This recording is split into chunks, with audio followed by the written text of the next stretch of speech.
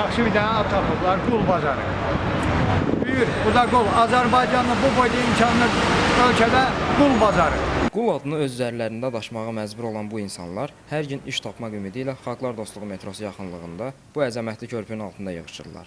Ölkənin dörd bir tərəfində olan bu şəxslər işsizlik ucbatından Sovetlər dövrünün həsrəti ilə yaşayırlar. Bu vaxtı Sovetdən 5-ci dərəcə kalmış bənlə bizim burada. Hər yer bağlandı, hər yer dağıldı, gəlmişik körpünün. Sovet vaxtı zamanı vardı, fabriki vardı, işçiydi, qazanırdı.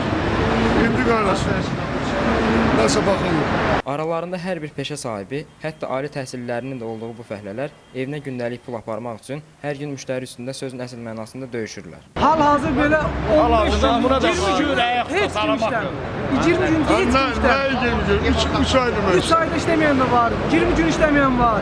Yəni hər gün gəlirsiniz bura gedirsiniz. Hər gün gəlib 5 manat rastlığımız gedir, olan da pul gedir. Yox. Son vaxtlar hiss edilən qiymət artımı bu iş adamlarına da təsirsiz ötüşməyib. Gündəlik gördükləri işlərin müqabilində aldıqları əmək haqlarının azalması ilə yanaşı, işlərinin də sayı xeyli azalıb. İş tapmağın çətinliyindən şikayətlənən bu adamlar həmçinin xaricdən gətirilmiş miqrantlarla müqayisədə özlərinə qarşı edilən ayrı-seçkilikdən də narazıdırlar. Həm ali savadlılar, ziyalı insanlar, həm iqtisadla, o başardığı işdən əlaqədar tikinti ilə sizi inandırım elə insanlar var ki, onların əlindən gələn iş başqa ölkələrdən gəlib işləyənlərdən də qaz-qaza artıqdır. İntihazı onlara qoyulan qiymət bizim cəmaata yox. Pakistan'dan gəlmə vardı, onunla mən vardı. Biz 100 dolar kazananda 2 ay, 3 ay onunla dolanır. Ancaq bizdə o işdir.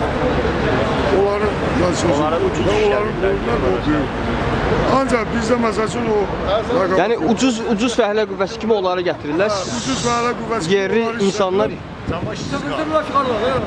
Rəsmi məlumatlara görə son 10 il ərzində ölkədə 99,8% qeyri-neft sektorunda və 78,2% regionlarda olmaqla 1 milyon 200 mindən artıq yeni iş yeri açılıb. Bu müddətdə ölkədə işsizlik səviyyəsi 10,6%-dən 5%-ədək, yoxsulluq səviyyəsi isə 44,7%-dən 5,3%-ədək azalıb.